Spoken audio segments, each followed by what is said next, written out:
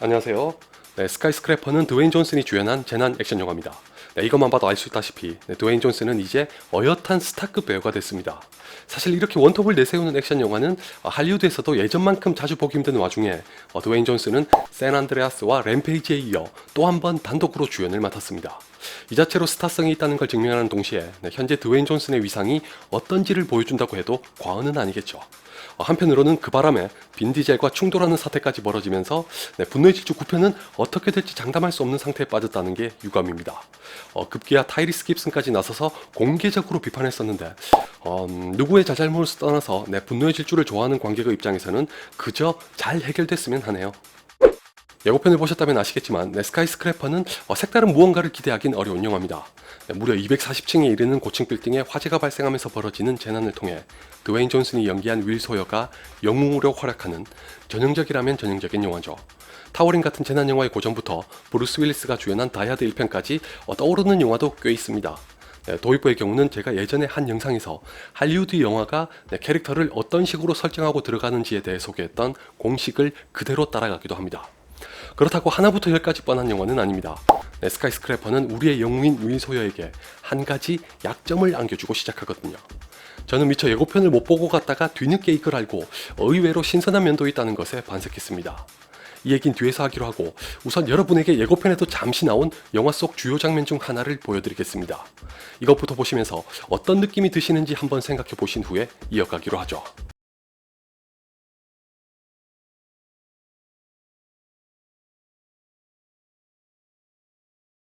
자, 어떠셨나요? 만약 여러분이 저 장면을 보시면서 우와 끝내주네 역시 드웨인 존슨 이렇게 반응하셨다면 관람을 추천합니다. 반대로 뭐야 아무리 영화지만 이렇게 반응하셨다면 관람을 피하시는 게 좋을지도 모릅니다. 뭐 항상 그렇듯이 어디까지나 저의 사견에 불과하다는 걸 전제하고 말씀드리면 스카이스크래퍼는 순전히 저런 장면을 즐기는 맛으로 봐야 할 영화입니다. 조금이라도 현실적이거나 사실적인 걸 떠올리시면 시종일관 코웃음이나 치다가 나오시게 될 겁니다. 지금 보신 장면과 같은 액션도 액션이지만 쉽고 간편한 전개만을 추구하기 때문에 짜임새 있는 이야기를 기대하는 것도 무리입니다. 덕분에 앞에서 언급했던 타워링이나 다이하드 1편 같은 수준급의 영화가 괜히 나온 게 아니란 걸 알 수 있죠. 개인적으로는 이 영화를 전자의 관점에서 기대를 낮췄었기 때문인지 그럭저럭 재밌게 봤습니다. 따라서 여러분도 스카이스크래퍼를 보기로 결심하신다면 부디 생각이란 걸 멈추고 보시길 권합니다. 다시 한번 강조하지만 뭐지? 저게 저렇게 된다고? 따위의 생각을 하시는 순간 2시간 내내 황당한 영화에 시달리게 되실 겁니다.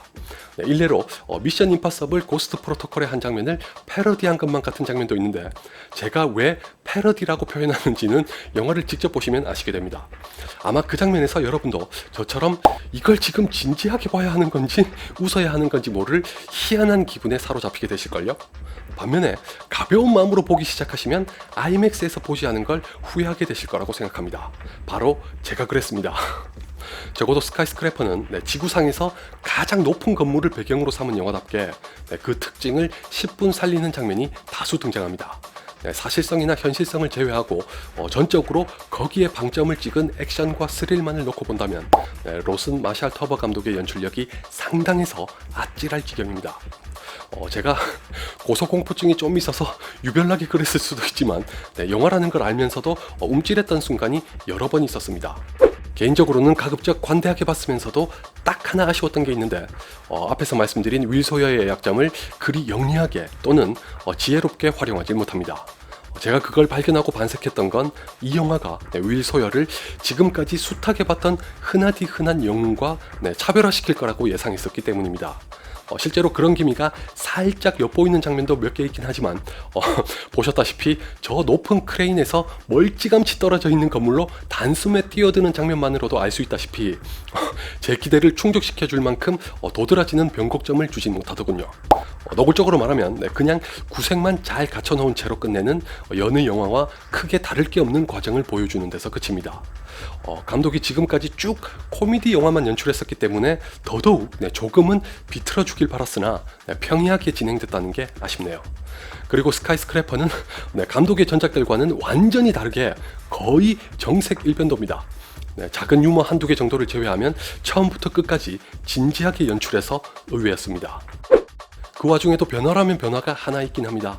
아주 크진 않지만 윌 소여의 아내인 사라가 마치 부창부수라는 말처럼 혼자 위기 속에서 몇 번 활약하거든요. 다만 이 역시도 어떻게 보는지에 따라서 황당함을 더하는 무리수로 보일 여지가 다분합니다. 그나마 윌 소여는 군에서 상당한 경력을 쌓았던 베테랑이긴 하지만 사라는 군 병원에서 근무하던 의사입니다. 아프가니스탄에 파견됐던 적도 있다는 말이 나오긴 하는데 의사가 막 그렇게 높은 수준의 군사훈련을 받는 건 아니지 않나요? 뭐 그냥 이것도 황당할지언정 스카이스크래퍼를 더 재미있게 보기 위해 감수해야 할 여러 가지 중 하나라고 여기도록 하죠.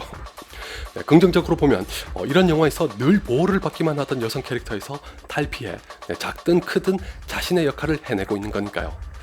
거창하게 들릴 수도 있으나 이렇게 단순한 오락 영화도 이젠 그걸 의식해야 할 정도로 시대가 변했다는 걸 의미한다고 생각합니다. 물론 거부감이 생기는 분들도 계실 수 있지만 따지고 보면 이 영화에서 황당하게 활약하는 건 윌과 사라 모두 마찬가지니까 기꺼이 받아들이시면서 재미있게 보시길 바랍니다.